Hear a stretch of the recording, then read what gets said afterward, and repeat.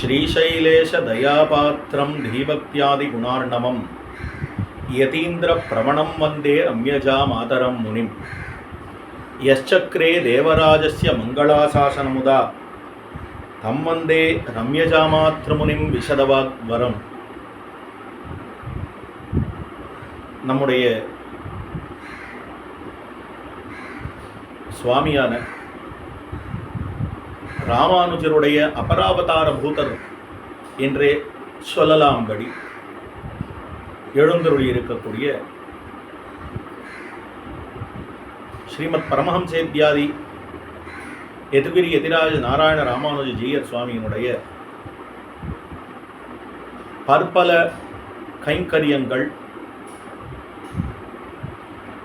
நம்மால் மனதால் கூட நினைத்து பார்க்க முடியாதவையாக இருக்கின்றன. அதுவும் இவ்வருடம் சுவாமியினுடைய 75வது திருநட்சத்திர வருஷமாகும். அது மட்டுமல்லாமல் சுவாமி ஆசிரம ஸ்வீகாரம் பண்ணிக்கொண்டு இது 10வது வருடம். 10 வருஷம் சுவாமி இந்த உத்தமாசிரமத்திலே எழுந்துள்ளிருந்து நம் எல்லோரையும் வாழ்வித்துக் கொண்டிருக்கிறார். எம்பெருமானாருடைய புகழ் உலகனைத்தும் தெரியும்படியாக பண்ணி கொண்டிருக்கிறார். அப்படிப்பட்ட இந்த தருவாயிலே பல உபன்யாசங்கள் நாம் அனைவரும் கடந்த சில வருடங்களாக நித்தியமும் அனுபவித்துக் கொண்டு வந்தோம். அதிலே ஸ்ரீ வைஷ்ணவ ஸ்தோத்திர கிரந்தத்தினுடைய பரிச்சயமாக அமைந்திருக்கக்கூடிய இந்த தொடரிலே அடியனை கொண்டு சுவாமி தேவராஜ மங்களத்தை சொல்ல வேணும் என்று நியமித்தருளினார் அடியனை. தேவப்பெருமாள் விஷயமாக மணவாள மாமுனிகள் காட்டியருளி இருக்கக்கூடிய இது அற்புதமான கிரந்தம். பகவானுக்கு ஒரு ஸ்ரீ வைஷ்ணவனுடைய கர்த்தவியாம்சம் என்ன அப்படின்னு பார்க்கிற போது மங்களாசாசனம் என்பது பிரதான கர்த்தவியாம்சமாக காட்டப்படுகிறது.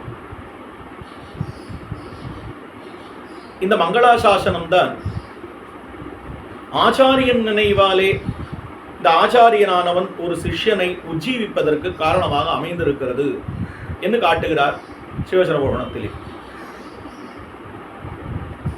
ஆச்சாரியன் எதற்காக ஒரு சிஷ்யனை உருவாக்குகிறான், அவனுடைய நோக்கம் என்னவாக இருக்கிறது அப்படின்னால் தன் உஜ்ஜீவனத்துக்காகவா?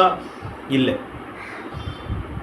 அதாவது தன்னுடைய கைங்கரியம் நிறைவேறுகிறது என்பதற்காகவா? இல்லை. தன்னுடைய தேக உஜ்ஜீவனத்துக்காகவா? இல்லை. சிஷ்யனுடைய ஆத்மோஜ்ஜீவனத்துக்காகவா? இல்லை. சிஷ்யன் பகவானுடைய கைங்கரியத்துக்கு ஆளாகிறான் என்பதற்காகவா? இல்லை. அப்ப எதுக்குன்னா ஆளுமாளார் ஆழியும் சங்கும் சுமப்பார்தாம் வாழும் வில்லும் கொண்டு பின் செல்வார் மத்தில்லை என்று அந்த எம்பெருமானுடைய தனிமை தீர்க்கைக்காக, அவனுக்கு பல்லாண்டு பாடுகைக்காக இந்த சிஷ்யனை உருவாக்குகிறான் ஆச்சாரியன். அவனுக்கு மந்திரோபதேசம் பண்ணுகிறான்.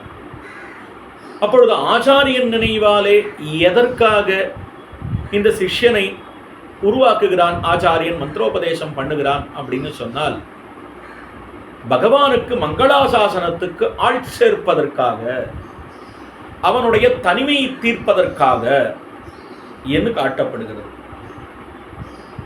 பகவானுடைய தனிமையை தீர்த்தவர்கள் இருவர். ஒருத்தர் பெரியாழ்வார், மற்றொருத்தர் எம்பெருமானார். மற்ற ஆழ்வார்களுக்கெல்லாம் பல்லாண்டு பாடுகை மங்களாசாசனம் பண்ணுகை என்பது காடா சித்தம். பெரியாழ்வாருக்கு நித்தியம் என்று காட்டப்படுகிறது.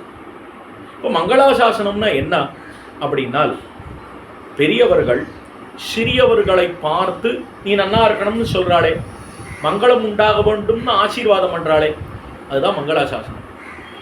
மங்களத்தை ஆசாசித்தல், உனக்கு நன்மை உண்டாக வேண்டும் என்று ஆசாசித்தல், அது மங்களாசாசனம். ஆனால் இந்த மங்களாசாசனத்தை பெரியவர்கள் சிறியவர்களுக்கு பண்ணலாம். ஆனால் சிறியவர்கள் பெரியவர்களுக்கு பண்ணலாமா? முடியாது. அப்போ பகவான் எல்லாவற்றையும் விட பெரியவன், எல்லோரையும் விட பெரியவன். வசந்தவனா இருக்கான், எல்லாரையும் அவன்தான் ரட்சிக்கிறான். அப்போ அவன் ரட்சகன், நாம் ரக்ஷ வஸ்துவாக இருக்கிறோம். நாம் அவனாலே ஆசீர்வதிக்கப்பட வேண்டியவர்கள். ஆனால் நாமோ அவனை பார்த்து நீ நன்னா இருக்கணும் நன்னா இருக்கணும்னு சொல்லலாமா? இது ஸ்வரூபத்துக்கு தக்கதா? அவனன்றோ நம்மை காக்க வேணும், நாம் அவனை காக்கிறார் போலே நீ நன்னா இருக்கணும்னு நம்ம சொல்றது ஸ்வரூபத்துக்கு தகாதே. என்னால் மங்களாசாசனம் ஸ்வரூப விருத்தமன்னோவென்னல் ஞான தசையிலே ரக்ஷரக்ஷகபாவம் தங்கப்பிலே கிடக்கும், பிரேமதசையிலே தட்டுமாறி கிடக்கும் அப்படின்னு பிள்ளலோகாச்சாரியர் காட்டுகிறார். இப்போ 2 தசை, அவன் காப்பவன் நான் காக்கப்படுபவன் என்கிற போது இந்த எண்ணம் ஏற்படாது. ஆனால் அவனுடைய அழகை பார்த்து, அவனுடைய திருமேனியை பார்த்து, அவனுடைய சௌந்தரிய லாவண்யங்களை பார்த்த உடனே, இதெல்லாம் பார்த்த உடனே என்ன தோன்றது? இந்த திருமேனிக்கு என் வருமோ என்ற பயம் ஏற்பட்டு அவன் நன்னா இருக்கணும்னு தோத்துறது. அதனால்தான் பெரியாழ்வார் வல்லபதேவன் சபையின் உள்ளே சென்று பரத்வ நிர்ணயம் பண்ணினவர், வெளியே பகவானை பார்த்தவர் கருடாருடனாக அந்த எம்பெருமானை பார்த்தபோது அடுத்த நிமிஷம் யானையின் கழுத்திலே இருந்த அந்த மணியை எடுத்துக்கொண்டு பல்லாண்டு பல்லாண்டு பல்லாண்டு என்று பல்லாண்டு பாடத் தொடங்கினார். அது தமிழில் இருக்கக்கூடிய மங்களாசாசன கிரந்தம். சம்ஸ்கிருதத்தில் பிரதமமான மங்களாசாசன கிரந்தம் எது அப்படின்னால் மணவாள மாமுனிகள் அருளி செய்திருக்கக்கூடிய தேவப்பெருமாள் விஷயமாக ஒரு கிரந்தம் இது. இது மங்களாசாசன கிரந்தம். எப்படி பெரியாழ்வாருக்கு ஞான தசை பிரேமதசை என்று 2 தசைகள் அமைந்திருந்தனவோ அதுபோல மணவாள மாமுனிகளுக்கும் இந்த மாதிரியான ஞான தசை பிரேமதசை 2ம் அமைந்திருந்தனா அப்படின்னு சொல்லலாம். எப்படின்னால் காஞ்சி திவ்ய கஷேத்திரத்திலே மணவாள மாமுனிகள் எழுந்துள்ளிருந்தார். 1 சம்பத்சர காலம் காஞ்சி திவ்ய கஷேத்திரத்திலே எழுந்துள்ளிருந்து யதோத்தகாரி எம்பெருமான் சன்னதியிலே சொன்ன வண்ணம் செய்த பெருமாள் சன்னதியிலே எழுந்துள்ளிருந்து மணவாள மாமுனிகள் ஸ்ரீபாஷ்ய காலக்ஷேபம் சாதித்தருளினார். அதற்கனுகுணமாக இன்றளவும் யதோத்தகாரி எம்பெருமான் சன்னதியிலே எழுந்துள்ளிருக்கிற மணவாள மாமுனிகள் ஞானமுத்திரையோடு எழுந்துள்ளிருப்பார். ஆனால் இதே மணவாள மாமுனிகளுக்கு தேவப்பெருமாளை சேவிக்கிற போது என்ன தோத்தித்துன்னா, இந்த திருமேனிக்கு என் வருமோ என்கிற கலக்கம் ஏற்பட்டு பல்லாண்டு பாடினார், மங்களம் பண்ணினார் அப்படின்னு சொல்லலாம். மங்களாசாசனம் பண்ணினார். இப்போ யதோத்தகாரி எம்பெருமான் சந்நிதியிலே இருக்கிற போது ஞானதசை ஸ்ரீபாஷ்யம் அருளினது.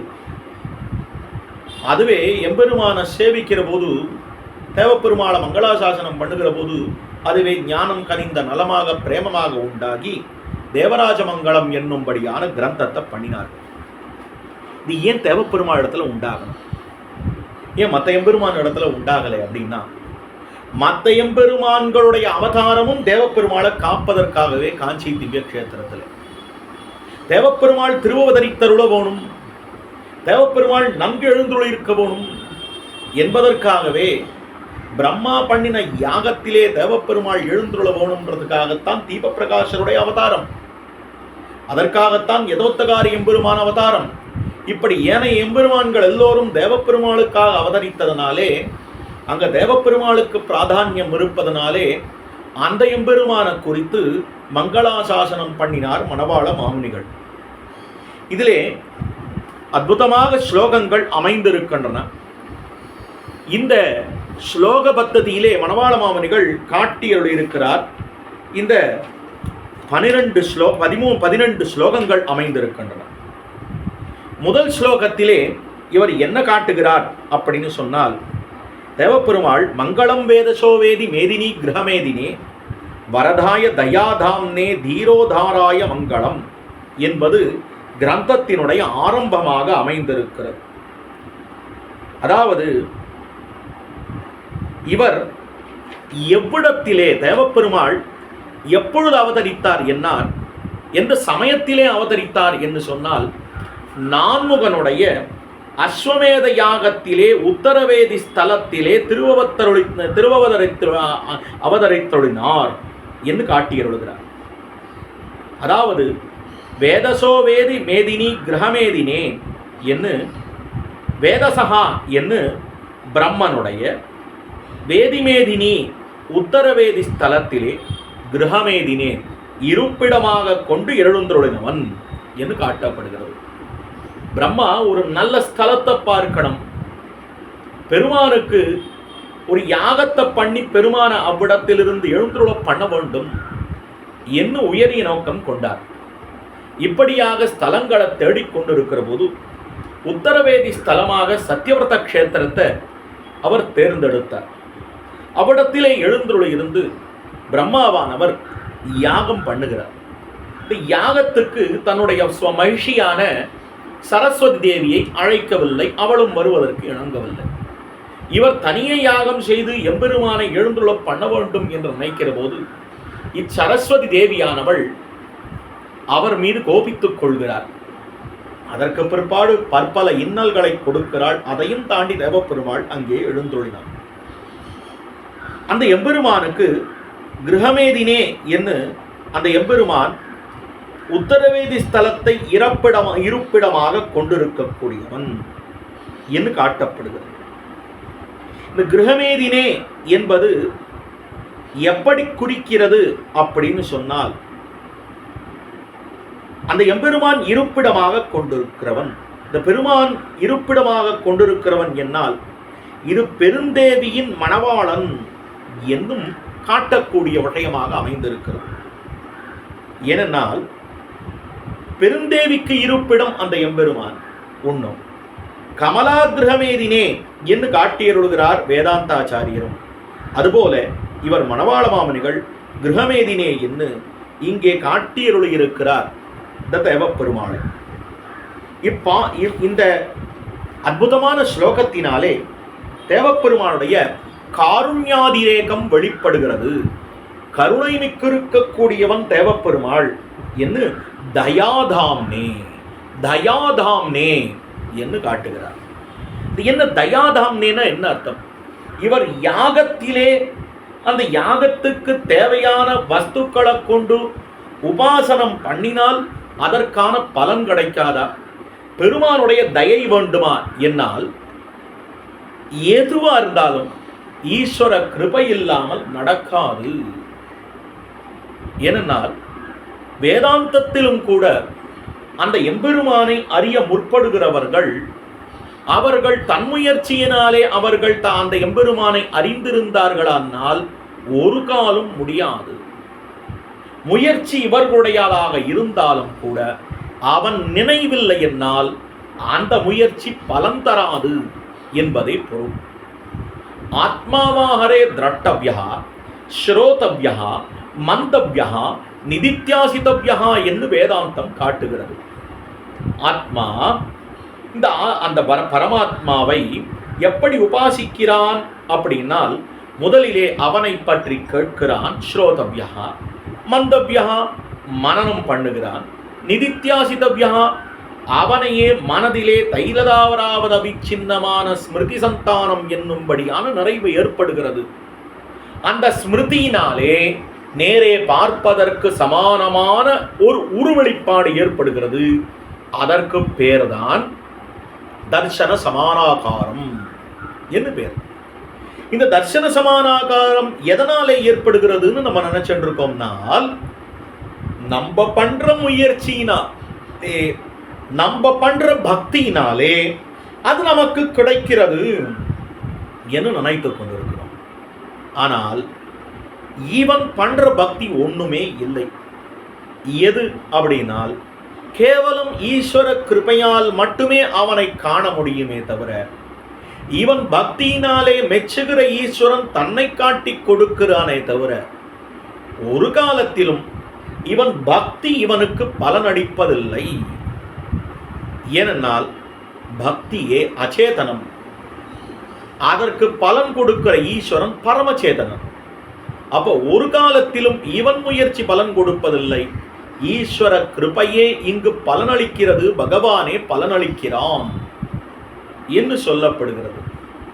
அதனால்தான் இந்த யாகங்கள் அனைத்தும் உற்பத்தியிலே சேதனனையும் பல தசையிலே, பல பிரதான தசையிலே ஈஸ்வரனையும் அபேட்சித்திருக்கின்றன.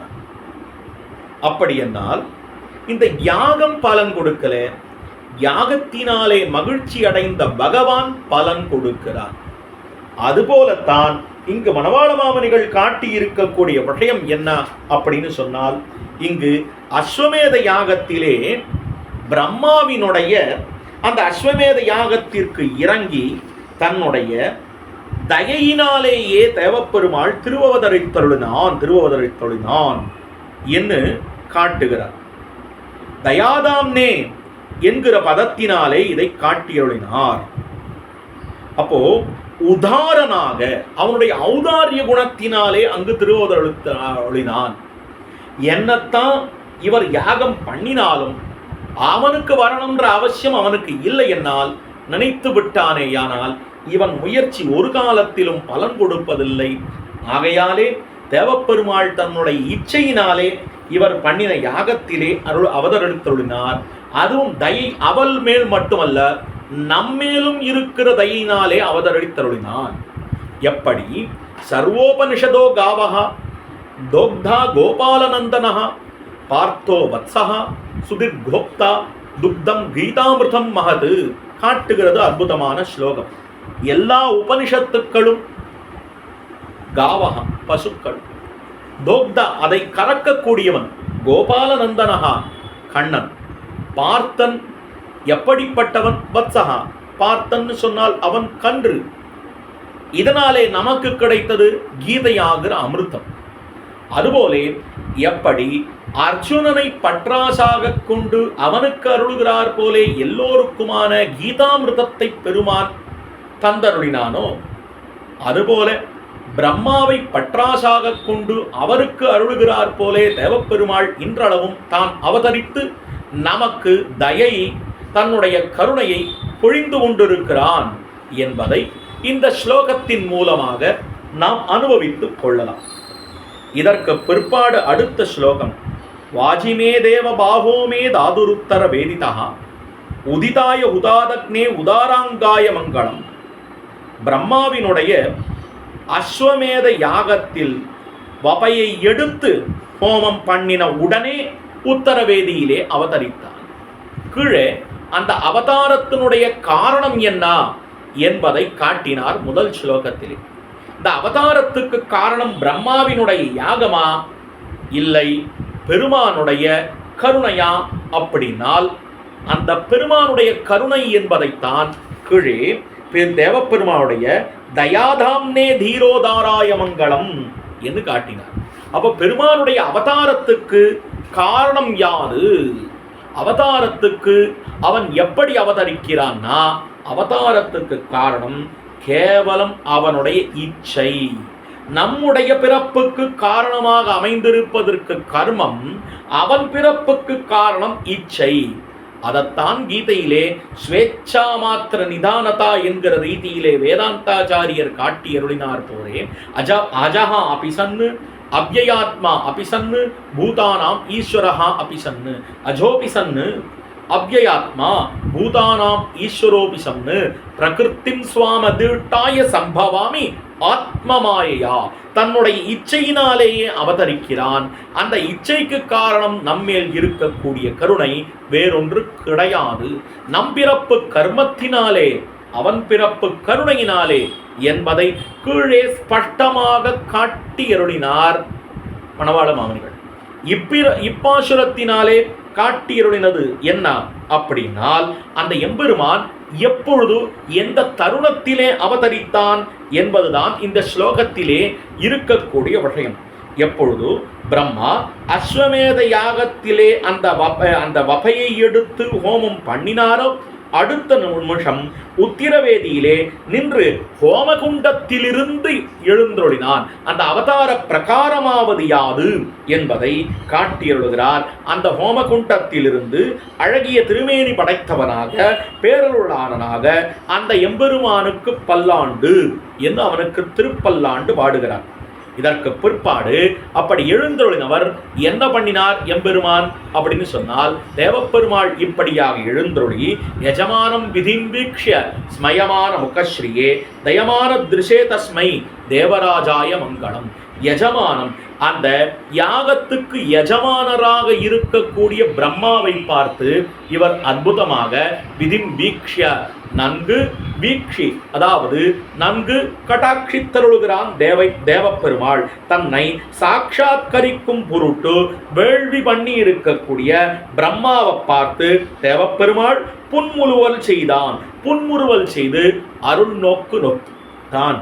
தொண்டரோர்க்கருளி சோதிவாய் திறந்து தாமரை கண்களால் நோக்காய் என்று காட்டுகிறார் ஆழ்வார். அதே போல என்னவென்னால், இந்த எம்பெருமான் ராமபிரான் என்ன பண்ணினானாம் அப்படின்னு சொன்னால், இந்த விபீஷண ஆழ்வான் ராமபிரானை சேர்வதற்காக வந்து நிற்கிறார். ராமபிரானை பார்ப்பதற்காக வந்து நிற்கிறார். அப்படி இறங்கி வந்து நின்ற உடனேயே விபீஷண ஆழ்வான பெருமானுக்கு 4 வார்த்தை சொல்லி குசல பிரஷ்னம் பண்ணணும்னு ஆசை. ஆனால் இவ்வளவு தூரம் நமக்காக வந்திருக்கிறானே என்று பெருமானுக்கு சந்தோஷம். அந்த சந்தோஷத்தினாலே பெருமானுக்கு தொண்டை அடைக்கிறது, வாயை திறக்கிறான், முடியல.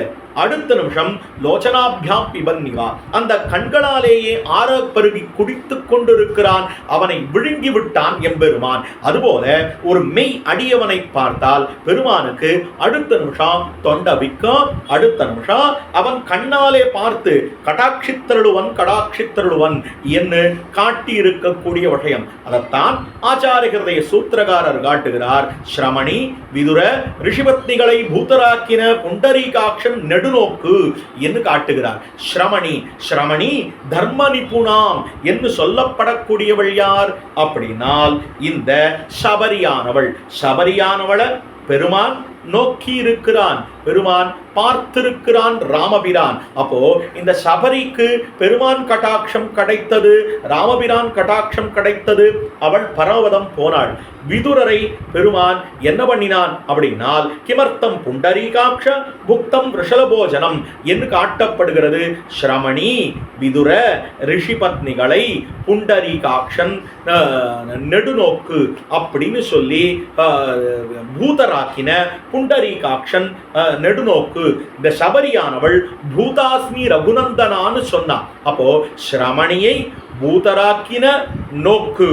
அதுபோல விதுரனை புண்டரீகாட்சன் நோக்கு. அதே போல ரிஷிபத்னிகளை நெடுநோக்கு கொள்ளும் என்று இப்படியாக அமைந்திருக்கிறது. அப்போ சபரிய பார்த்தான், அவ பூதாஸ்மி ரகுநந்தனான்னு சொன்னா பெருமான் விழித்த விழியாலே சபரியானவள் பராவதம் போனாள். அதுபோலவே விதுரர், அந்த விதுர பெருமான் எப்படி பண்ணினான் அப்படின்னு சொன்னால், விதுரர் அவர் பெருமானுக்கு என்ன சமர்ப்பிக்கிறார்னு தெரியாமலே பெருமானிடத்திலே மூழ்கி கிடந்து கொடுத்தருளினார். கண்ணனும் அவரை நோக்கி கொண்டே இருந்தான். அதனால்தான் புண்டரீகாட்சன் என்று விழித்திருக்கிறான் துரியோதனனும் கூட. துரியோதனன் இவனை புண்டரீகாட்சன் சொன்னது காரணம் என்னன்னால், அந்த தாமர கண்களை கொண்டுதான் இந்த விதுரரை பருகி இருக்கிறான் பெருமான். அதுபோல ரிஷி பத்னிகள் பத்தவிலோச்சனத்துக்கு என்னை உத்திடுமென் என்று பத்தவிலோச்சனத்திலே இருக்கக்கூடிய அந்த ரிஷி பத்னிகளை பெருமான் அங்கிருந்து நெடுநோக்கு கொண்டான். ரொம்ப தூரத்திலிருந்து பார்த்தானாம், அவர்களும் பரவதம் போனார்கள். இப்படி எல்லோரையும் எப்படி ஆக்கக்கூடியது? பாவனமாக ஆக்கக்கூடியது பெருமானுடைய பார்வை. அப்படி பெருமான சாட்சாத்கரித்தருளின அந்த பிரம்மாவை நெடுநோக்கு கொண்டான். அழகிய அழகிய விழிகளாலே பார்த்தருளினான், கடாட்சி தருளினான் என்று காட்டப்படுகிறது. யஜமானம் விதிம்பிக்ஷ்ய ஸ்மயமான முகஸ்ரீயே தயமான திருஷே தஸ்மை. அப்படிப்பட்ட தேவப்பெருமாளுக்கு மங்களம் என்று காட்டப்படுகிறது. அதற்கு அடுத்தபடியான ஸ்லோகம் வாரிதஸ்யாம வபுஷே விராஜத் பீதவாசசே வாரணாச்சல வாசாய வாரிஜாக்ஷாய மங்களம் என்று கருமுகிலை போலே இருக்கக்கூடிய மேனி உடையவராகவும் வாதை திகழும்படியான அந்த பீதகவாடையை தான் தரித்துக் கொண்டிருப்பவராகவும் திருவத்திமாமலையிலே எழுந்தொழி இருக்கக்கூடியவராகவும் செந்தாமரை கண்ணராகவும் இருக்கக்கூடிய தேவப்பெருமாள் என்று காட்டுகிறார். ஒன்னோ அந்த எம்பெருமான் மேகஷ்யாமம் என்று அந்த திருமேனி எப்படி அமைந்திருக்கிறது? கருத்த திருமேனியாக இருக்கிறது. அதே போல எவன் அப்படினால் ஸ்ரீஹி ஸ்ரீயா புண்டரீக நயனஹா என்று எவன் எந்த பிராட்டிக்கு நாதனாக இருக்கிறானோ, எவன் புண்டரீக நயனனாக இருக்கிறானோ என்று பெருமானுடைய பரமபுருஷத்துவத்திலே ஒன்று என்னன்னால் முக்கியமான அடையாளம் புண்டரீகாட்சன் என்ன அடையாளம். அதையே இங்கு காட்டியருளுகிறார் செந்தாமரை கண்ணருமான தேவப்பெருமாள் என்ன. அப்படிப்பட்ட எம்பெருமான் பீதகவாடை பிரானாக திகழ்ந்து கொண்டிருக்கிறான். எங்கேனால் திருவத்திமாமலையிலே எழுந்துள்ளிருக்கிறான். அதுதான் வாரணாச்சல வாசாய யானை மலை என்றும் சொல்லக்கூடிய விஷயம். அந்த யானையே ஒரு மலை வடிவிலே இருந்தது என்ன அந்த திருவத்திமாமலையிலே அந்த எம்பெருமான் எழுந்தருளி இருக்கக்கூடிய நிலை. அதற்கு பிற்பாடு அந்த அடுத்த ஸ்லோகத்தாலே அத்தியாபி சர்வபூதானாம் அபீஷ்ட பலதாயினே பிரணதார்த்திஹராயாஸ்து பிரபவே மம மங்களம். இங்கே அந்த எம்பெருமானுக்கு ஒரு திருநாமம் விடுகிறார், பிரணதார்த்திஹரன் என்னும்படியான திருநாமம். நான்முகன் எதை அபேட்சித்தானோ அதை அந்த எம்பெருமான் அற்புதமாக செய்தருளினான். அப்படி செய்தருளினது போலவே இங்கு எல்லோருடைய அதாவது எல்லா பிராணிகளுடைய அபேட்சிதங்களையும் அனைத்தையும் கொடுத்து ஆசிரிதர்களுடைய அனுஷ்டங்களை நிவர்த்தி செய்து இட்டங்களை பிராப்தி பண்ணக்கூடியவன். அதாவது இவனுடைய அனுஷ்டங்களை போக்கி இட்டங்களை தரக்கூடியவன் என்று பிரணதார்த்திஹரன் என்று பிரபவே மமங்கலம் என்னுடைய வல்லாண்டு என்று அந்த எம்பெருமானுக்கு காட்டியிருக்கக்கூடிய விஷயம்.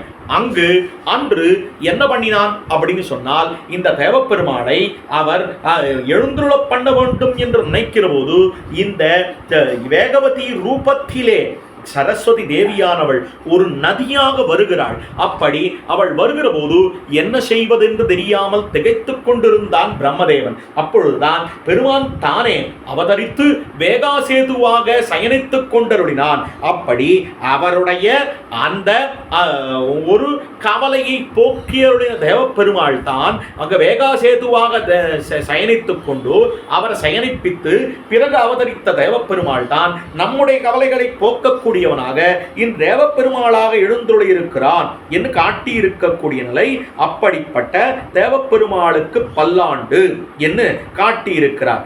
அதாவது திவ்யாவயவ சௌந்தர்ய திவ்யாபரண ஹேதையே தந்தாவள கிரீஷாய தேவராஜாய மங்களம். அதற்கு பிற்பாடு பெருமானுடைய அவயவ சோபை என்ன, ஆபரண சோபை என்ன. ராமபிரான சொல்லுகிற போது தோள் கண்டார், தோளே கண்டார், தொடுகடல் கமலவண்ண தாழ் கண்டார், தாளே கண்டார், தடக்கை கண்டாரும் அகுதே என்று அவன் அழகிய தோள்களோடு எழுந்தொழி இருக்கக்கூடியவன். அதைத்தான் முதல் முன்னமே திருப்பல்லாண்டிலே மங்களாசாசனம் பண்ணுகிற போது அந்த எம்பெருமானுடைய மல்லாண்ட திண்டோள் மணிவண்ணா என்று மல்லர்களை நிரசித்திருக்கக்கூடிய தோல்வலியுடைய எம்பெருமானுடைய திருத்தோள்களுக்கு பல்லாண்டுன்னு பல்லாண்டு பாடினார் இல்லையா? அதுபோலவே இங்கும் இவர் பல்லாண்டு பாடுகிறார். அவனுடைய அவயவ சோபையும் பார்த்து ஆபரண சோபையும் பார்த்து இப்படி அழகாக இருக்கிறானே இவனுக்கு ஏன் வருமோ என்று பாசுரம் பல்லாண்டு பாடுகிறார். அதாவது எண்ணத்துக்காக, அதாவது இந்த ராமபிரானா சீதா பிராட்டியும் சயனித்துக் கொண்டிருக்கிறார்கள் குஹ பரிசரத்திலே. அப்பொழுது குஹ பரிசரத்திலே இவர்கள் இருவரும் சயனித்துக் கொண்டிருக்கிற தருவாயிலே ஒரு விஷயம் நடக்கிறது. என்னவென்னால், இந்த ராமபிரானுக்கும் சீதைக்கும் என் வருமோ என்கிற பயத்தோடையே இந்த இளைய பெருமாள் என்ன பண்ணார், சுத்தி வராராம். இளைய பெருமாள் சுத்தி வருகிற போது அவர் பின்னாலேயே குஹப்பெருமாளா அவர் எங்க கால வைக்கிறாரோ அங்கேயே சுத்தி வரார். குஹப்பெருமாள் சுத்தி வர இடத்துல அவருக்கு பின்னால குஹ பரிகரம் திருப்பி சுத்தி வருது. என்னன்னா குஹப்பெருமாளுக்கு சந்தேகம், என்னவென்னா இளைய பெருமாளுக்கு சந்தேகம், நம்ம இருக்கிறதோ ஏழை ஏதலன் கீழ்மகன்னு இருக்கக்கூடிய இவன் குஹப்பெருமான், இவன் வேடுவன், இவன் என்ன பண்ணிடுவானோ ராமனைன்ற பயம். இவனுக்கு குஹப்பெருமாள் மேல இருக்கக்கூடிய எந்த விதமான காழ்ப்புணர்ச்சியும் இல்லை. ஆனால் பயம் எதனாலன்னா, பெருமானுடைய திருமேனியையும் அழகையும் பார்த்து இந்த திருமேனிக்கு ஏதாவது வந்துடுமோன்ற பயம். அது குஹனையே அவனுடைய அடியவனாக சிநேகனாக இருக்கக்கூடிய சீரணிந்த தோழமை கொண்ட குஹனிடத்திலேயே சந்தேகப்பட வைத்தது இளைய பெருமாளை. அது சரி. ஆனால் இளைய பெருமாள் நாட்டிலே இருக்கக்கூடிய எதுவுமே வேண்டாம் என்று அனைத்தையும் விட்டு எனக்கு எல்லாம் ராமன் என்று பின்னால வந்திருக்கிறானே, அப்படிப்பட்ட இளைய பெருமாளையே சந்தேகப்பட வைத்தது குஹப்பெருமாளை. குஹப்பெருமாள் இளைய பெருமாள் மேல சந்தேகப்படுறாராம். ஒரு தம்பி காட்ட விட்டுட்டு தாயாரானவள், ஒரு தம்பி காட்டுக்கு போ என்று நாட்டை விட்டு திருத்தினான் பெருமான். இன்னொரு தம்பி கூடையே வந்திருக்கான். அவனை போல இவனும் ஒரு பங்காளி தானே, இவனு ஏதாவது பண்ணிட்டா என்ன பண்றது அப்படின்னு குஹப்பெருமாளுக்கு இளைய பெருமாள் மேல சந்தேகம். அதனால இந்த இளைய பெருமாள் எங்கெங்க கால வைக்கிறாரா அதே இடத்துல பின்னாடியே நடந்துட்டு இருக்கான் குஹப்பெருமாள். ஏதாவது ஆயிடுத்துனா, ஏதாவது முயற்சி பண்ணினான்னா இவனை அடிச்சுவிடணும் அப்படின்னு நினைச்சிட்டு இருக்கான் குஹப்பெருமாள். பரிகரங்கள் இருக்கே, ஒருத்தனோ பங்காளி, இன்னொருத்தனோ குரூரனான வேடுவன், இவன் ரெண்டு பேரும் சேர்ந்து பெருமாளுக்கு ஏதாவது பண்ணிடுவாளோ அப்படின்னு அவளுக்கு பயா. ஒருத்தர் மேல ஒருத்தர் சந்தேகப்பட்டுண்டே பெருமான ராத்திரி முழுக்க பாதுகாத்திருக்கிறார்கள் அப்படின்னு சொன்னால், இப்படி இந்த இடத்துல வச்சு வச்சு அவ எங்க கால வைக்கிறாளோ அதுக்கு மேலே பின்னாடியே கால வச்சுட்டு இருந்தாலும் குஹபரிகரம். இப்படி குஹபரிகரத்துக்குள்ளேயே ஒருத்தனுக்கு இன்னொருத்தனுக்கு அடுத்தவன் மேல சந்தேகம். இப்படியாக பெருமான காத்திருக்கிற போது எப்படி இருந்தது அந்த தருணமே என்னால் அன்று இரவு முழுவதும் பெருமான சுற்றி நடையாடும் மதுள் போலே கடந்தது என்று ஆச்சாரியர்கள் காட்டுகிறார்கள். மணவாள மாமுனிகள் தான் காட்டுறார். அப்படினால் இப்படி எண்ணத்துக்காக இந்த மாதிரி ஒரு நிலை ஏற்பட வேண்டும். பாகவதர்களிடத்திலேயே அவர்களையே சந்தேகப்படும்படியான ஒரு நிலை ஏன் ஏற்பட்டது அப்படின்னு சொன்னால், அந்த எம்பெருமானுடைய திருமேனி இந்த குஹன் சரி, இளைய பெருமாள் சரி, பரிகரம் என்னதுக்காக இவ்வளவு பரிசிரமப்பட்டதுனால் ஒரு நாள் தான் பெருமானை பார்த்திருக்கா. ஒரு நாள் முகத்திலே விழித்தவர்களை வடிவழகுபடுத்தும் பாடாயித்து என்று நம்முடைய ஆச்சாரியர்கள் காட்டுகிறார்கள். ஒரு நாள் முகத்திலே விழித்தவர்களை அந்த பெருமானுடைய வடிவழகு இருக்கே, அது இவ்வளவு பாடுபடுத்தி கொடுத்தோ, அதனால தான் இப்படியெல்லாம் நேர்ந்தது என்று அந்த திருமேனியானது அவனுக்கு என் வருமோ என் வருமோ என் வருமோ என்று பயப்பட வைக்கிறது. பெருமாள் என்ன பண்றார் அப்படின்னு சொன்னால், கிஷ்கிந்தைக்கு பெருமாளும் இளைய பெருமாளும் எழுந்திருக்கிறார்கள். அப்ப முதல்ல இந்த ஹனுமன் திருவடி பார்க்கிறார் பெருமானை. பார்த்துட்டு சொல்ற வார்த்தை உடனே என்ன சொல்றோம், உனக்கு பெருமானை இப்படி இருக்கிறா அப்படி அதெல்லாம் சொல்லல. என்ன சொன்னார்னா, ஆயதாச்ச சூர்த்தாச்ச பாகவஹா பரிகோபமாக சர்வபூஷண பூஷார்க்காக கிமர்த்தம் நவிபூஷிதாக. பெருமானே, உம்முடைய திருமேனியை எப்படி எழுந்துள்ளவோனும் திருவாபரணங்களை பூட்டிக் கொண்டோ அற்புதமாக எழுந்துள்ள வேண்டி இருக்க, இந்த திருமேனி எல்லோரும் பார்க்கும்படியாக இப்படி எழுந்துள்ள இருக்கிறீரே, இந்த திருமேனிக்கு என் வருமோ என்று அவர் பயந்தார். அப்போ நம்மெல்லாம் எண்ணத்துக்காக ஆபரணம் பூண்டு கொண்டிருக்கிறோம். இல்லாத அழக வரவழிப்பதற்காக நமக்கு ஆபரணம். ஆனால் அவனுக்கு திருவாபரணம் எதற்காக என்று சொன்னால், இருக்கும்படியான அழக மறைப்பதற்காக என்ன.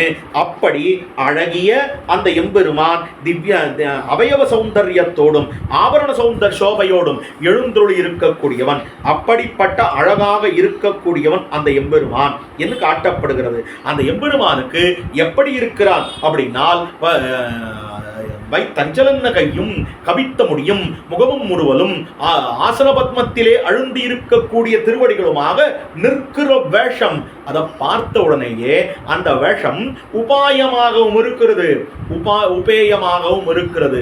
எழுத்த பிடித்த திவ்யாயுதங்களோட எழுந்துள்ளிருக்கிறான். தஞ்சலன்ன கையோட எழுந்துள்ளிருக்கிறான். ஆசன பத்மத்திலே அழுந்தி இருக்கக்கூடிய திருவடிகளோட எழுந்துள்ளிருக்கிறான். கவித்த முடியோட எழுந்துள்ளிருக்கிறான். முகமும் முறுவலும் கொண்டு எழுந்துள்ளிருக்கிறான்.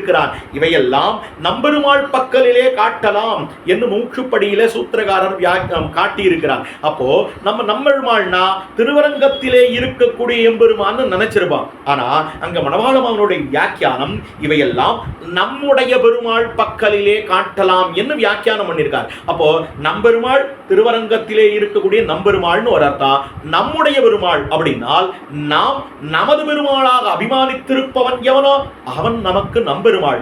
அவன் இப்படி அழகாகவும் இருக்கிறான், பாவனமாகவும் இருக்கிறான், போக்கியமாகவும் இருக்கிறான் என்று காட்டி இருக்கக்கூடிய விஷயம். அப்படி அழகு அந்த தேவப்பெருமானுடைய திருமேனி சௌந்தரியம். இதைத்தான் அமுதனார் காட்டி அருளி இருக்கக்கூடிய நிலை. காண்டகு தோழங்கள் தென் அத்தியூரர் கழனுக்குள் பூண்ட வன்பாளன் என்று எம்பெருமானார காட்டுகிறார். காண் தகு தோழங்கள், காணத்தகுந்த தோள்கள், மற்ற தோள்கள் எல்லாம் காணத்தகாத தோள்கள் அப்படின்னு அர்த்தமாயிடுறது. காணத்தகுந்த தோள்கள்னா தேவப்பெருமானுடைய மல்லாண்ட தென்தோள் இருக்கின்றனவே, அதைத்தான் இங்கு காண்டகு தோழங்கள் காண்டகு தோழங்கள் என்று காட்டுகிறார். அதற்கு பிற்பாடு ஸ்லோகம் புருஷாய புராணாய புண்ணிய கோட்டி நிவாசினே புஷ்பிதோதார கல்பத்ரு கமனீயாய மங்களம். அடுத்தது இந்த எம்பெருமான் அந்த யாகத்திலிருந்து எழுந்தொழினான். ஆனால் எங்கே எழுந்தொழிருக்கிறான் அப்படின்னால் புண்ணியகோட்டி விமானத்திலே எழுந்தொழிருக்கிறான். புண்ணியகோட்டி விமானத்திலே எழுந்தொழிருக்கிறான் என்று காட்டி இருக்கக்கூடிய நிலை.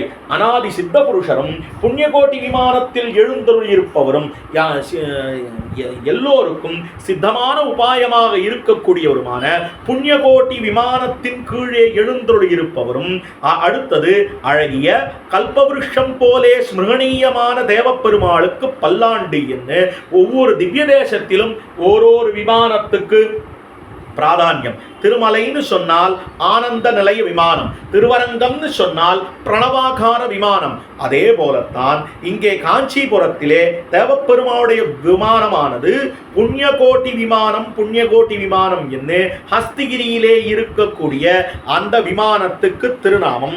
அந்த விமானத்தின் கீழே எழுந்தருளி இருக்கக்கூடிய அந்த எம்பெருமான் புருஷாய புராணாய. புராணாயன்னு சொன்னால் ரொம்ப பழையவன் என்று பொருள். ஒன்னும் என்றும் இருப்பவன் என்று பொருள். கண்ணன் தன்னை சொல்லுகிற போது, கண்ணனை சொல்லுகிற போது கிருஷ்ணம் தர்மம் சனாதனம், கிருஷ்ணம் தர்மம் சனாதனம், கண்ணனே சனாதன தர்மம், பழமையான தர்மம், ஆரம்பமும் முடிவும் இல்லாத தர்மம். அதுபோலே இவனும் புருஷாய புராணாய. அப்ப புருஷாய அப்படின்னு சொன்னால் புருஷன்னு சொன்னா என்ன அர்த்தம் அப்படின்னால், புருஷன்னா அவன் ஒருத்தன் தான் புருஷன்னு சொல்றதுக்கு தகுதியானவன். அவன் ஒருத்தன் தான் புருஷனாகவே இருக்கக்கூடியவன். ஏனென்றால் மற்ற ஆத்மாக்கள் எல்லோரும் ஸ்திரீ பிராயர்கள் என்று காட்டப்படுகிறது. அவன் ஒருத்தன் தான் புருஷன். அதுதான் புருஷோத்தமன் புருஷோத்தமன் புருஷோத்தமன் என்று பகரப்படுகிறான். உத்தம புருஷஸ்து அந்யஹா பரமாத்மே யுதாகிருதா. உத்தம புருஷன் மாறுபட்டவனாகவும் வேறுபட்டவனாகவும் வேறுபட்டவனாகவும் இருக்கிறான். எப்படி என்னால் பத்தர்களை விட வேறுபட்டவன், முக்தர்களை விட வேறுபட்டவன், நித்தியர்களோட வேறுபட்டவன், பத்தர்களோட ஸ்வரூபத்திலும் சுபாவத்திலும் வேறுபட்டவன், முக்தர்களை காலத்தை விட வேறுபட்டவன், நித்தியர்களுக்கு அவன் ஸ்வரூபத்தாலே வேறுபட்டிருக்கக்கூடியவன் என்று காட்டப்படுகிறது. இந்த பக்தர்கள் எப்படிப்பட்டவர்கள்? ஞானஹீனர்களாக இந்த லோகத்திலே இருக்கக்கூடியவர். ஆனால் அவன் பரமச்சேதனாக சர்வஜனாக இருக்கக்கூடியவன், அதனால் வேறுபட்டவன். முக்தர்கள் ஒரு காலத்திலே ஞானஹீனர்களாக, இப்பொழுது ஞானம் நிரம்ப பெற்றவர்களாக இருக்கிறார்கள் முக்தர்கள், அதனால காலத்தால வேறுபட்டவன். அதே போல நித்தியர்கள், அவர்கள் என்னத்தான் எப்பொழுதும் பூர்ண ஞானமாகவும் புஷ்கல ஞானம் கொண்டிருந்தாலும் கூட, அவர்களுக்கு காலத்தாலும் ஞானத்தாலும் ஒருமைப்பாடு பகவானோடு இருந்தாலும் கூட, ஆனால் ஸ்வரூபத்தினாலே பகவான் அவர்களுக்கு தலைவனாக இருக்கிறான், இவர்கள் தொண்டனாகவும் இருக்கிறார்கள். அப்ப சத்தியம் ஞானம் அனந்தம் பிரம்மா என்று இருக்கக்கூடிய அர்த்தம் தான் இவ்விடத்திலே காட்டப்படுகிறது. உத்தம புருஷஸ்து அந்யஹா பரமாத்மே யுதாகிருதா என்று கண்ணன் காட்டியொழினானே, அப்படி புருஷோத்தமனாகவும் புராணாய கிருஷ்ணம் தர்மம் சனாதனம் என்றும் இருக்கக்கூடியவன் என்று காட்டப்படுகிறது. காஞ்சனாச்சல சிங்காகிர காளமேகானுசாரினே சுபர்ணாம் சாவதம்சாய சுரராஜாய மங்களம். காய்ச்சின பறவையூர்ந்து பொன்மலையின் மீமிசை கார்முகில் போல் என்று திருவாய்மொழியிலே ஆழ்வார் காட்டின காட்டினார் போலே அந்த ஸ்லோகத்தை, அந்த பாசுரத்தை கொண்டுதான் இந்த ஸ்லோகத்தையே அமைத்திருக்கிறார் மணவாள மாமனிகள் என்று காட்டியருள்கிறார் காஞ்சி சுவாமி. பொன்மயமானதொரு மலையின் உச்சியிலே காளமேகத்தை போலே திருகழக்கூடியவரான இந்த பெரிய திருவடியின் திருத்தோளிலே அலங்காரமாகிற தேவப்பெருமாளுக்கு பல்லாண்டு என்று காட்டியிருக்கக்கூடிய விஷயம். இதைத்தான் தேவப்பெருமாள் எப்படி எழுந்துள்ளுகிறான் அப்படின்னால் அந்த கருடாருடனாக எழுந்துள்ளுகிறான். அந்த எம்பெருமான் கருடவாகனாக எழுந்துள்ளுகிறான். காஞ்சி தேவப்பெருமானுடைய கருட சேவையானது வையம் கண்ட வைகாசி திருவிழா என்று எல்லோராலும் புகழும்படியாக அமைந்திருக்கிறது. அதைத்தான் அத்தியூரான் புள்ளையூர்வான் அணிமணியின் துத்திசேர் நாகத்தனையின் மேல் துயில்வான் என்ன பூதத்தாழ்வார் தானும் காட்டியருள்கிறார். இப்படி அந்த எம்பெருமான் எப்படி எழுந்தருள்கிறான் அப்படின்னு சொன்னால் அந்த ஓடும் புள்ளேரி என்று அந்த புள்ளின் மீது எழுந்தருளுகிறான் ஆழ்வார். இந்த இடத்துல ஒரு ஆழ்வாருடைய அற்புதமான அனுபவம். ஆழ்வார் அஞ்சரிய மடனாராயிலே ஒரு ஸ்லோகத்தை காட்டுகிறார். அருளாத நீர் அருளி அவராவி துவராமன் அருளாழி புட்கடவீர் அவர் மீது ஒரு நாளுக்குன்னு அருளாழி அம்மானை கண்டக்கால் இது சொல்லி அருளாழி வரிவண்டே என்று பண்டத்தூது அனுப்புகிறார். வண்டே நீ நேரப்போ எங்க போனா இந்த தேவப்பெருமாடத்துல போ. தேவப்பெருமாடத்துல போய் ஒரு வார்த்தை சொல்லு. ஏன் முதல் 10 தேவப்பெருமாளுக்கு என்று நம் பெரியவர்கள் காட்டியிருக்கிறார்கள். மயர் வர மதிநலம் அருளினன் யமனவன் அயர் வரும் அமரர்கள் அதிபதினு சொன்னதுனால அந்த இடத்துல தேவப்பெருமாளுக்கு தான் முதல் 10. அப்ப இந்த தூதும் தேவப்பெருமாளுக்குன்னு கொள்ள தட்டில்லை என்று சொல்லலாம். அப்படி இந்த தூதிலே தேவப்பெருமாளுக்கு தூது அனுப்புறாரா ஆழ்வார். தேவப்பெருமாளத்துல போய் சொல்லு, நான் ஒருத்தன் இங்க இருக்கேன்னு சொல்லு. எனக்காக எதுவும் அவர் பண்ண வேண்டாம், ஒன்னும் எனக்காக தனிப்பட்டு பண்ண வேண்டாம். ஆனால் என்னோட தப்பையே நினைச்சுன்னு உட்கார்ந்துட்டு இருக்கார். அந்த தேவப்பெருமாள்கிட்ட சொல்லு, நீர் எங்கேயான வெளியில போவீரோ இல்லையோ கருடாருடனாக, அப்பொழுது கருடன் மீது நீர் எழுந்தருளுகிற போது அப்பொழுது ஒரு நாளைக்காவது ஆழ்வாருடைய வீட்டு வாசல் முன்னால போயிட்டு வாரோம், பராங்குஷ நாயகியினுடைய வீட்டு வாசல் முன்னால போயிட்டு வாரோம், அதை பார்த்துட்டு அவ தரிச்சிருப்பான்னு போய் சொல்லுவண்டே அப்படின்னு சொல்றார். அப்படி அருளாழி வரிவண்டே என்று எம்பெருமானார் முதலான ஆச்சாரியர்களையே ஆழ்வார் தூது விட்டார் என்னும் நிர்வாகம். இப்படி இந்த இடத்துல ஆழ்வார் இப்படி தூது விட்டாராம். உடனே தேவப்பெருமாள் காதுக்கு இது எட்டிது. உடனே தேவப்பெருமாள் முடிவு பண்ணினான், நாமோ ஒரு தரம் அல்ல ஒரு நாளைக்குன்னு தான் ஆழ்வார் சொல்றார். ஒரு நாளைக்கு பல பேரும் அந்த எம்பெருமான் கருடாருடனா எழுந்துடுறான். ஆனா ஒரு நாளைக்கு என் வீட்டு வாசல்ல வந்துட்டு போன்னு சொல்றார். ஆனா வருஷத்துல 3 தரம் தேவப்பெருமாள் அற்புதமாக கருட சேவை கண்டருளுகிறான். அந்த இடத்துல நம்பிள்ளை வியாக்கியானம் தான் அழகு சண்டேற புறப்படுதல் ஆணைக்கு அருள் செய்ய புறப்படுதல் என்றிருந்தால் ஆழ்வார் திருமாளிகை முன்பாக எழுந்துள்ள போகணும்னு ஆழ்வார் பிரார்த்திக்கிறார் அப்படின்னு சொல்றார். அங்க அவர் பிரயோகப்படுத்துற வார்த்தை தான் அழகு சண்டேற புறப்படுதல் ஆணைக்கு அருள் செய்ய புறப்படுதல் என்று வார்த்தை அமைந்திருக்கிறது. இந்த இடத்துல இத அடியனுடைய ஆஸ்மத் கிரந்த காலக்ஷேப ஆச்சாரியனாக இருக்கிற சுவாமி அருள் கேவி தேவராயன் சுவாமி அருளின அர்த்தத்தை எடுத்து இங்க விண்ணப்பிக்கிறேன். வேற என்னமோ புதுசா இல்லை. அவர் என்ன காட்டினார்னா இந்த இடத்துல நம்பிள்ளை என்ன காட்டுகிறார், தான் அழகு சண்டேற புறப்படுதல் ஆணைக்கு அருள் செய்ய புறப்படுதல்னு வார்த்தை இருக்கு. இதை இப்படி பிரிச்சுக்கணும், தான் புறப்படுதல் அழகு சண்டேற புறப்படுதல் ஆணைக்கு அருள் செய்ய புறப்படுதல்னு பிரிச்சுக்கலாம். அப்ப தான் புறப்படுதல்னு ஒன்னும் அழகு சண்டேற புறப்படுதல்னு ஒன்னும் ஆணைக்கு அருள் செய்ய புறப்படுதல்னு ஒன்னும் 3 விஷயம் கிடைக்கிறது. தான் புறப்படுதல் ஒரு கருட சேவை, தான் அழகு சண்டேற புறப்படுதல் மற்றொரு கருட சேவை, ஆணைக்கு அருள் செய்ய புறப்படுதல் 3வது கருட சேவை. தான் புறப்படுதல் அப்படின்னால் லோக க்ஷேமார்த்தமாக பிரம்மோற்சவத்தினுடைய ஒரு அங்கமாக இருக்கக்கூடிய அந்த புறப்பாடு, தனக்கானது ஒரு புறப்பாடு. அந்த எம்பெருமான் பிரம்மாவாலே உற்சவம் கண்டருளுகிறான். அந்த பிரம்மா தொடங்கி வைத்த பிரம்மோற்சவத்தை கண்டருளுகிறான். அவ்விடத்திலே வைகாசி மாசத்திலே அந்த எம்பெருமான் வைகாசோத்சவமாக இருக்கக்கூடிய வைசாகோத்சவமாக இருக்கக்கூடிய அந்த வைகாசி கருட சேவை இருக்கே, அது தான் புறப்படுதல் என்று கொள்ள கடவுது. அழகு சண்டேற புறப்படுதல் அப்படின்னு சொன்னால் பெருமான் அந்த கருடாருடனாக எழுந்தருளின போதுதான் அந்த அழகை கண்டு மயங்கி இந்த அழகுக்கு என் வருமோ என்று பயந்து யானையின் கழுத்திலே இருக்கக்கூடிய மணியை எடுத்து பல்லாண்டு பாடினாரோ இல்லையோ. அப்ப ஆனி மாசத்தில் இருக்கக்கூடிய கருட சேவை எதற்காக அப்படின்னு சொன்னால் அது பெரியாழ்வாருடைய திருநட்சத்திரமான ஆனிதன்னின் சோதி என்று அந்த ஆனி மாச சுவாதி நட்சத்திரத்தில் அமைந்திருக்கக்கூடிய கருட சேவை அது ஆனி கருடன் என்று அழைக்கப்படுகிறது. அது பெரியாழ்வார் திருநட்சத்திர நிமித்தமாக இருக்கக்கூடிய கருடோத்சவம். அதற்கு பிற்பாடு ஆடி மாசத்துல வரக்கூடிய கருடோத்சவம் எதற்காக கொண்டாடப்படுகிறது, அதற்கு பிரபாவம் என்ன அப்படின்னு சொன்னால் கஜேந்திர மோட்சம், அது ஆணைக்கு அருள் செய்ய புறப்படுதல் என்று அமைந்திருக்கிறது. ஆக இதை இப்படி கொள்ள வேண்டும். தான் புறப்படுதல் வைகாசோத்சவம், அழகு சண்டேற புறப்படுதல் பெரியாழ்வார் திருநட்சத்திர நிமித்தமாக இருக்கக்கூடிய ஆனி கருடோத்சவம். அதே போல ஆணைக்கு அருள் செய்ய புறப்படுதல் கஜேந்திர மோட்ச நிமித்தமாக இருக்கக்கூடிய பிரபாவத்தை வெளிப்படுத்தக்கூடிய காடி மாச கருடோத்சவம். இப்படி ஒரு உற்சவம் இல்ல ஆழ்வீர், 3 கருடோத்சவம் இருக்கு. ஒண்ணுத்துல இல்ல, 3த்துலயும் ஓம பிராகாரம் வழியாகவே வந்தருளுகிறேன் என்று பெருமான் ஆழ்வாருக்கு சொல்லி அதற்கு பிற்பாடு இன்றளவும் வருடா வருடம் இந்த 3 உற்சவங்களிலும் ஆழ்வார் பிராகாரம் வழியாக ஆழ்வாருக்கு அருள் செய்து கொண்டு போகிறான் என்று கருடோத்சவ பிரபாவத்தை, கருட சேவையினுடைய பிரபாவத்தை இப்பாசுரத்தாலே காட்டியிருக்கக்கூடிய நிலைதான் காஞ்சனாச்சல சிங்காக்ர காளமேகானுசாரிணே சுபர்ணாம் சாவதம் சாய சூரராஜாய மங்களம் என்று காட்டுகிறார். அதற்கு அடுத்தபடியான பாசுரத்தால் ஸ்லோகத்தினாலே போகாபவர்க யோரேகம் வாஞ்சப்யோ தததேத்வயம் ஸ்ரீமத் வரதராஜாய மகோதாராய மங்களம்.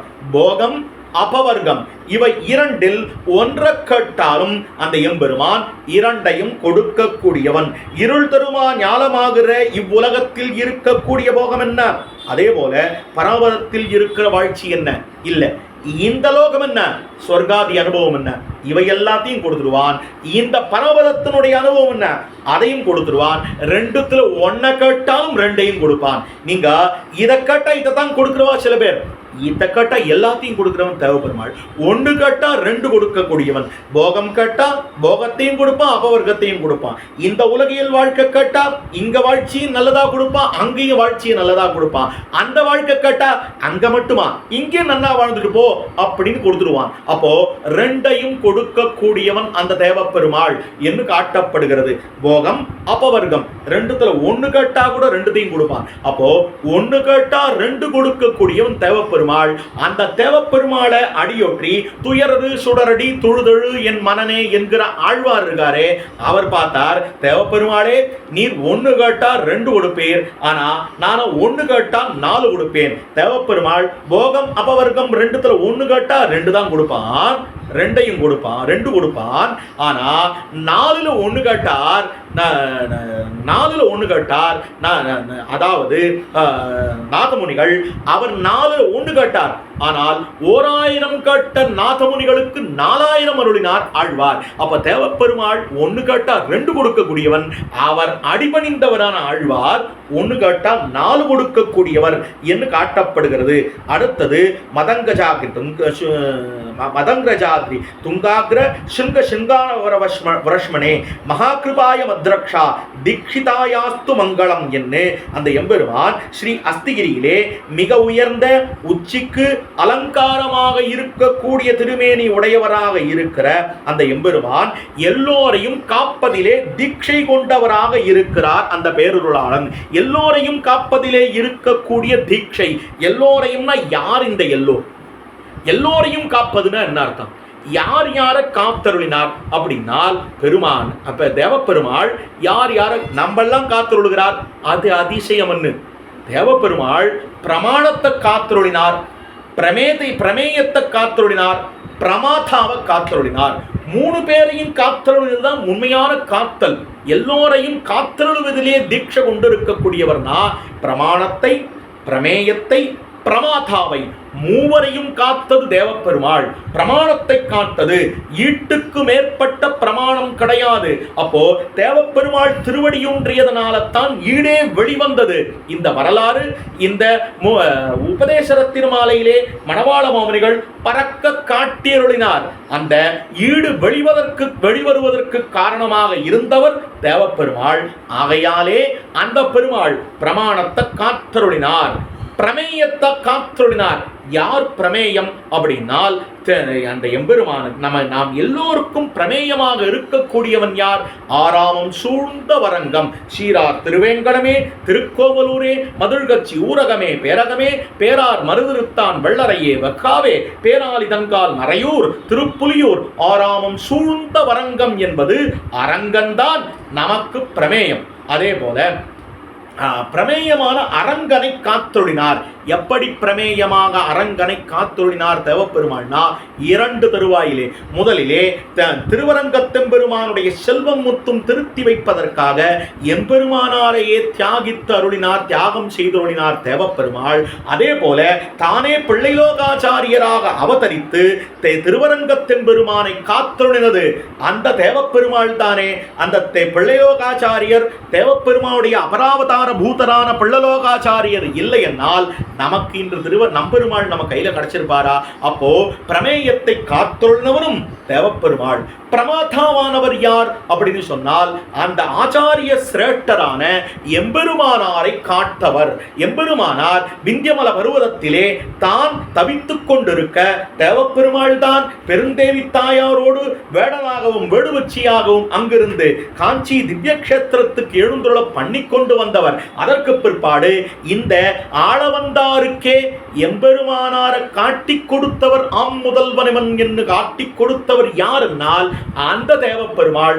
அப்படியாக தேவப்பெருமாள் பிரமாணத்தை காத்தார், பிரமேயத்தை காத்தார், பிரமாதாவை காத்தார். இப்படி நம்முடைய சம்பிரதாயத்துக்கு எப்பொழுதெல்லாம் இடர்பாடு ஏற்பட்டிருக்கிறதோ அதை காத்தருளினவர் தேவப்பெருமாள் தான். ஏன் அவருக்கு ஏற்பட்ட இடர்பாடையா அவர் தான் காத்து கொடுக்கக்கூடியவராக அமைந்திருக்கிறார். அப்படிப்பட்ட தேவப்பெருமாள் எல்லோருடைய இடர்பாடுகளையும் காக்கக்கூடியவர், தீர்க்கக்கூடியவர் என்று காட்டி அந்த தீட்சை பண்ணி இருக்கக்கூடியவர். யாருக்கு இடர்பாடையும் அடியவர்களுக்கு ஏற்படும்படியான இடர்பாடுகளை காத்து கொடுக்கக்கூடியவர், காத்து கொடுக்கக்கூடியவர்.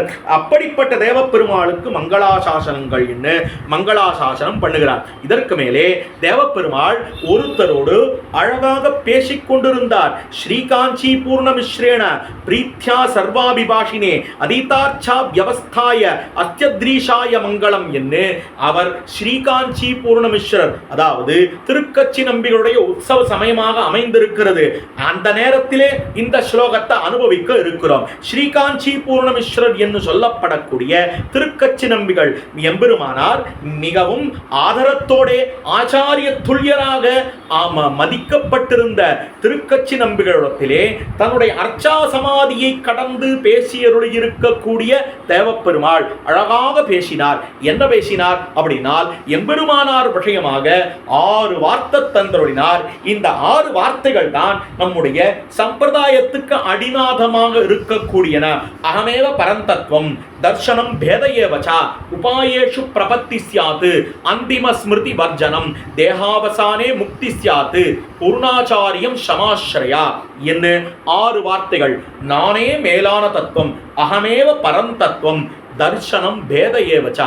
அப்ப நீ பரதத்துவம்னா, நீயே பரதத்துவம்னா எப்படிப்பட்ட பரதத்துவம்? இனியறிந்தேன் ஈசர்க்கும் நான்முகர்க்கும் தெய்வம் இனியறிந்தேன் எம்பெருமான் உன்னை இனியறிந்தேன் காரணம் நீ கத்தவினி கற்பவினி நற்கிதிசை நாரணன் நீ என்னும்படியான இவன் தான் மேலான தத்துவம், தன்னை அகமேவ பரந்தத்துவம் என்று அதற்கு அனுகுணமாக தேவப்பெருமானுடைய அந்த நிலை அமைந்திருக்கும். தன்னுடைய திருமார்பன் நெறித்துக் கொண்டு நானே மேலான தத்துவம் என்று விஞ்சி விம்மி சொல்லுகிறார் போலே அமைந்திருக்கும் அந்த எம்பெருமானுடைய நிலை.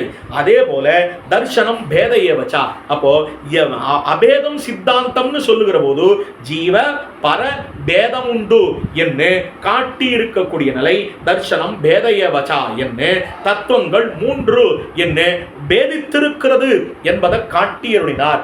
உபாயேஷு பிரபாத்தி ஸ்யாத், உபாயங்களுக்குள்ளே பிரபத்தி. உபாயங்கள் பலவிருந்தாலும் அந்த உபாயங்களுக்குள்ளே மேலானது பகவத் பிரவருத்தி விரோதி ஸ்வப்பிரவருத்தி நிவர்த்திகி பிரபத்திகி என்று சொல்லப்படக்கூடிய பகவானுடைய முயற்சிக்கு எதிர்த்தட்டாக இருக்கக்கூடிய நம்முடைய முயற்சியான பிரபத்தியே மேலான உபாயம் என்ன உபாயேஷு பிரபத்தி சியாது என்று காட்டினார். அப்படி அவனையே உபாயமாக கொண்டவன் பக்தி யோகத்திலே கடைசி காலத்திலே நினைவு எங்க இருக்கணும்? பக்தி யோகத்துல கடைசி காலத்துல பெருமான நினைக்க வேண்டி இருக்கிறது. இங்கு தேவையானா இல்ல அகம் ஸ்மராமி மத்பக்தம் நயாமி பரமாங்கதி என்று அவன் நினைக்க வேண்டிய அவசியம் இல்ல. அவன் ஒரு தடவை என்னைக்கோ உடம்பு ஒழுங்கா இருக்கச்சே சரீரம் ஒழுங்கா இருக்கச்சே என்ன நினைச்சுட்டான்னா அவனோட கடைசி காலத்துல நான் நினைச்சுக்கிறேன்னு சொல்றானே, அப்பொழுது அந்திம ஸ்மிருதி வேண்டாம் அவனையே உபாயமாக கொண்டவனுக்கு. அப்படி அவனையே உபாயமாக கொண்டவன் அவன் பிராரப்த கர்மங்களை எல்லாம் துளைத்து பல சரீரங்கள் கழிந்த பிற்பாடுதான் அவன் அடைவானா? இல்ல, பக்தியோக நிட்டனுக்குத்தான் அந்த நியதி.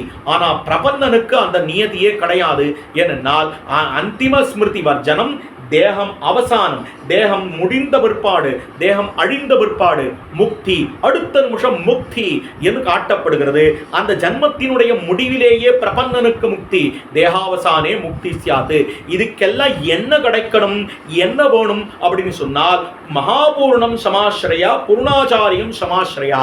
எம்பெருமானார் பூர்ணாச்சாரியரான மகாபூர்ணரான இருக்கக்கூடிய பெரிய நம்பிகளை ஆசிரியிக்க கடவது என்ன எம்பெருமானார் யாரை ஆசிரியிக்க வேணும் என்று காட்டி கொடுத்தவர் தேவப்பெருமாள். ஆக எம்பெருமானார் ஆசிரியித்தால் பெரிய நம்பிகளை ஆசிரியிப்பதனாலே அவருக்கு கதி. அப்போ ஒரு சிஷ்யனானவன் ஆச்சாரியனை ஆசிரியித்தால் மட்டுமே அவனுக்கு உஜ்ஜீவனம் என்று காட்டி கொடுத்தார். 6 வார்த்தைகள். இந்த 6 வார்த்தைகள் எதை காட்டுகிறது?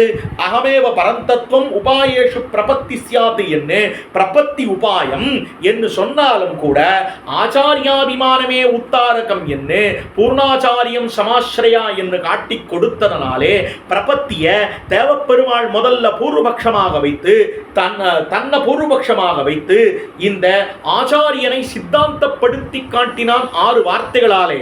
அதையத்தான் 6 பிரகரணங்களாலே வேதார்த்தம் அறுதியிடுவது என்று தொடங்கி ஆச்சாரியாபிமானமே உத்தாரகம் என்று 6 பிரகரணங்களாலே விளக்கியருளினான் பிள்ளைலோகாச்சாரியரான தசையிலே.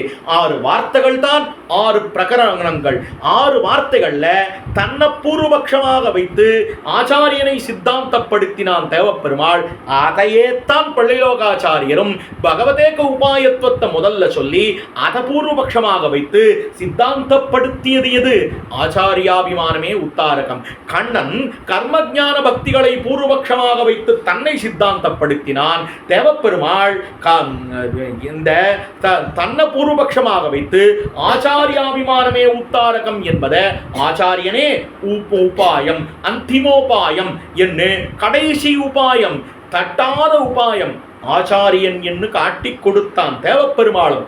அத்தையேத்தான் இந்த பிள்ளைலோகாச்சாரியரும் காட்டி கொடுத்தார். அதுதான் இந்த வார்த்தையைத்தான் பேசியிருக்கிறார். ஒரு அற்புதமான பேச்சு. இவர் திருக்கச்சி நம்பிகள் எனக்கு மோட்சம் வேணும், மோட்சம் வேண்டும் தருவீரா அப்படின்னு கேட்டார். உடனே தேவப்பெருமாள் சொல்றார், நீர் வீசினீர் யாம் பேசினோம் அப்படின்னு சொல்லிட்டார். நீர் விசிறி வீசினீர், நான் வாயை திறந்து பேசினேன். வீசினதுக்கு பலன் பேச்சுத்தானே வழிய மோட்சம் எல்லாம் கிடையாது. அதுக்கு வேணும்னால் நீர் ஒரு ஆச்சாரியனுக்கு சென்று அந்த மோட்சத்தை பெற வேணுமே வழிய என்னிடத்திலே இதெல்லாம் நடக்காதுன்னு சொல்லிட்டார். அப்ப ஆச்சாரியாபிமானமே உத்தாரகம் என்பதை வெளியிடுவதற்காக இவரிடத்திலே பிரீத்தியோட பேசியருளினார் என்று காட்டி இருக்கக்கூடிய ஸ்லோகம் தான் கடைசியான ஸ்லோகம். பிராட்டிக்கு அந்த எம்பெருமான் எப்படி இருக்கிறான் அப்படின்னு சொன்னால், பெருந்தேவி தாயாரிடத்திலே மண்டி கிடப்பவன். அஸ்து ஸ்ரீஸ்தன கஸ்தூரி வாசனா வாசிதோரசே ஸ்ரீ ஹஸ்தகிரி நாதாய தேவராஜாய மங்களம். அதாவது பிராட்டினுடைய திருமார்பிலே இருக்கக்கூடிய குங்குமத்தின் குழம்பழிய புகுந்து ஒரு நாள் தங்குமேல் அதாவது பெருமானுடைய அந்த பிராட்டினுடைய அதாவது கொங்கமேல் குங்குமத்தின் குழம்பழிய புகுந்து ஒரு நாள் தங்குமேல் என்னாவி என்னும்படியாக ஆண்டாளை போலே பாரிக்க வேண்டாமல் பெரிய பிராட்டியார் ஆனவள் அனவரதமும் பெருமானுடைய திருமார்போடே அணைந்திருக்கையாலே காட்டுகிறார் காஞ்சி சுவாமி. அதாவது ஆண்டாள் என்ன பண்ணுகிறாள்? பாரித்து கிடக்கிறாள். கொங்கை மேல் குங்குமத்தின் குழம்பழிய புகுந்து ஒரு நாள் தங்குமேல் என்ன என் திருமார்பை அணைத்துக் கொண்டு ஒரு நாள் தங்குமே தங்குமே தங்குமேன்னு கேட்க வேண்டியில்லாமல் எப்பொழுதுமே பெரிய பிராட்டியாரோடு அவருடைய திருமார்போடையே அணைந்து கொண்டிருக்கக்கூடியவன். நப்பின்ன கொங்கமேல் வைத்து கிடந்த மலர் மார்பா என்கிறார் போலே பெரிய பிராட்டியாரான இந்த ஸ்ரீ மகாலட்சுமி நாச்சியாராக மகாதேவியாக இருக்கக்கூடிய பெருந்தேவி தாயார் திருமுறை தடத்திலே தான் எழுந்தருளி இருக்கானதன் தான் அங்கே வாசம் செய்திருக்கக்கூடியவன். அவருடைய திருமுலை தடத்திலே சாத்தின கஸ்தூரி காப்பின் நறுமணம் கமழும்படியான திருமார்பை உடையவன். அப்படிப்பட்ட ஹஸ்திகிரி நாதனுக்கு மங்களம் மங்களம் மங்களம் என்ன பிராட்டியாரோடு சேர்ந்திருக்கக்கூடிய அந்த சேர்த்தி அழகு காட்டினார். ஆக அந்த எம்பெருமானுடைய கடைசியாக முத்தாய்ப்பாக காட்டுகிற போது பரமபுருஷ லட்சணம் ஸ்வரூப நிரூபகமாக இருக்கக்கூடியவள் அந்த பிராட்டி. ஸ்ரீஹி ஸ்ரீஹா என்ன எவன் திருவுக்கும் திருவாகியவனாக இருக்கிறானோ அவனே பரமபுருஷன் என்பதை காட்டி அப்படிப்பட்ட பெரிய பிராட்டியாரான பெருந்தேவி தாயாருடைய திருமார்பிலே இருக்கக்கூடிய குங்குமத்தின் வாசமானது பெருமானுடைய திருமார்பிலே இருக்கிறது என்பதை காட்டி இந்த சமாப்தி பண்ணுகிறார், முடிக்கிறார். இப்படி மங்களாசாசன பரைஹி மதாச்சாரி புரோகமைஹி சர்வைச்ச பூர்வைர் ஆச்சாரியைஹி சத்கிருதாயாஸ்து மங்களம். இப்படி அந்த எம்பெருமானுக்கு பல்லாண்டு பாடுவதையே தொழிலாக கொண்ட அஸ்மத் ஆச்சாரியர் முதலான சகல பூர்வாச்சாரியர்களாலும் போற்றப்பெற்ற பெருமானுக்கு பல்லாண்டு என்ன? இந்த பல்லாண்டு பாடுவதே தொழில். இந்த பல்லாண்டு பாடுவதற்கு என்ன பலன் அப்படின்னால் பல்லாண்டு பாடுவதற்கு பல்லாண்டு தான் பலன் அப்படின்னு காட்டினார் பெரியாழ்வார். அதாவது பல்லாண்டு பவித்திரனை பரமேட்டியை சார்ங்கவென்னும் வில்லாண்டான் தன்னை வில்லிபுத்தூர் விட்டு சித்தன் விரும்பிய சொல் நல்லாண்டென்னு நவின்னுரைப்பார் நமோ நாராயணாவென்னு பல்லாண்டும் பரமாத்மனை சூழ்ந்திருந்தேத்துவர் பல்லாண்டே என்ன அங்கு சென்றும் இவர்கள் பல்லாண்டு பாடுவர்கள் என்று சொல்லப்படக்கூடிய அற்புதமான விஷயம்தான். ஆக பல்லாண்டுக்கு பலன், இந்த மங்களத்துக்கு பலன், அவனுக்கு அனவரதம் மங்களாசாசனம் செய்வது என்ன? அப்படி பகவானுக்கு மங்களாசாசனம் பண்ணுகிறார்கள். ஆனால் இதிலே தேவப்பெருமாளுக்கு மங்களாசாசனம் பண்ணினார் மணவாள மாமனிகள். நம்ம எல்லாருக்கும் என்ன கர்த்தவியாம்சம்னா நம்முடைய சுவாமிக்கு மங்களாசாசனம் பண்றதுதான் நமக்கு கர்த்தவியாம்சம். அவர் பெருமாளுக்கு மங்களாசாசனம் பண்ணுவார், நாம் எல்லாரும் சுவாமிக்கு மங்களாசாசனம் பண்ணணும். ஏனென்றால் இந்த சுவாமியினுடைய கைக்கரியமானது அளப்பரியது. எல்லோருக்கும் எம்பெருமானாரை 10 வருஷ காலத்திலே எம்பெருமானார் என்பவர் யார் என்பதை எல்லோரும் அறியும்படியாக பண்ணினார். இங்க அறியறது அங்க அறியறது இல்லை. காஷ்மீர கஷேத்திரத்துல கூட எம்பெருமானாரை பத்தின பிரஸ்தாபம் வரும்படியாக பண்ணினவர் நம் சுவாமி. அது மட்டுமல்லாமல் ஓரொரு நாளும் ஓரொரு கிரந்த பரிச்சயம் எல்லோரும் அறிந்து கொள்ளும்படியாக பலவிதமான சத்விஷயங்களை கார்த்தால எழுந்தவுடனேயே நல்ல விஷயங்கள் நம் காதுக்கு இனிமையாக ஒலிக்க வேண்டும், சத்வோத்தரமாக அமைந்திருக்க வேண்டும் என்று சுவாமி இப்படிப்பட்ட கைங்கரியங்களை பண்ணி கொண்டு வருகிறார். இதற்கு மேலாக எல்லோரும் அறியும்படியாக எதிராஜ மல்டிவர்சிட்டி மூலமாக எல்லோருக்கும் ஞான பிரதானம் பண்ணி கொண்டு வருகிறார் சுவாமி பல வித்வன்மணிகளை கொண்டு. அது மட்டுமல்லாமல் கோசாலை இதையெல்லாம் நிர்வகித்துக் கொண்டு தொண்டனூரிலே அற்புதமான கைங்கரியங்கள் பண்ணி கொண்டு வருகிறார். சமுதாய பணி என்ன, அதே போல நம்முடைய சம்பிரதாய பணி என்ன, இதெல்லாம் அனவரதம் செய்கிறார். ஆனா சுவாமி இடத்துல அது பெரிய தன்னடக்கம் என்னன்னால் சுவாமி இடத்துல சுவாமி இவ்வளவு கைங்கரியம் பண்றதேன்னு யாராவது போய் கேட்டால் இது அடியே பண்ணல எம்பெருமானார் பண்றார் என்று சொல்லுவார். 75வது திருநட்சத்திரா, ஆனால் அது எம்பெருமானார் பேரிலேயே அமைந்திருக்க வேணும்னு சொல்லிட்டார். அதற்கு மட்டுமல்லாமல் 10வது வருஷம் ஆசிரம ஸ்வீகாரம் இதுவும் எம்பெருமானார் கையாலத்தான் எம்பெருமானாராக அமைய வேண்டுமே வழிய ஒரு காலத்திலும் தன்னை பற்றி தான் ஒரு காலத்திலும் எங்கும் சொல்லாதவர், விரும்பவும் விரும்பாதவர். அதுக்குன்னு நம்ம சொல்லாம இருக்க முடியுமா? ஏனென்றால் அது நம்முடைய கர்த்தவியாம்சம் அன்று. அவர் அதை விரும்ப மாட்டார். ஆனால் நாம் சத்தம் பெற வேணும் என்னால் நமக்கு எம்பெருமானார் வேறு, சுவாமி வேறு அப்படி பார்த்தாதானே நம்ம சுவாமியை தனியா சொல்ல மாட்டோம். சுவாமி எம்பெருமானார் தான் சொல்லுவோம். இல்லை, நமக்கு சுவாமி வேற எம்பெருமானார் வேற இல்லை, ரெண்டு பேருமே ஒருத்தர் தான். அப்படிப்பட்ட சுவாமியினுடைய திருவடிகளுக்கு பல்லாண்டு பல்லாண்டு பல்லாண்டு என்று நாம் பல்லாண்டு பாடுவோம். சுவாமி நமக்காக தேவப்பெருமாளத்திலே நம்முடைய பிரதிநிதியாக இருந்து கொண்டு பல்லாண்டு பாடுவார் என்று சொல்லி இந்த சிற்றுரையை முடித்துக் கொள்கிறேன். இதிலே குற்றங்குறைகள் இருந்தால் பயனன்னாகிலும் பாங்கல்லராகிலும் செயல் நன்னாக திருத்தி பணிகொள்வான் என்னுமா போலே அடியேன திருத்தி பணிகொள்ள வேணும் என்று சொல்லி இதில் திவலையாவது நன்மை இருக்குமேயாயின் அடியனுடைய ஆச்சாரியவரியர்களை சுவாமியினுடைய கிருபா கட்டாட்சமன்றி வேறொன்றன்று என்று சொல்லி அமைகிறேன். ஸ்ரீமதே ரம்யஜாமாத்ரு முனீந்திராய மகாத்மனே ஸ்ரீரங்க வாசினே பூயாத் நித்யஸ்ரீர் நித்யமங்கலம்.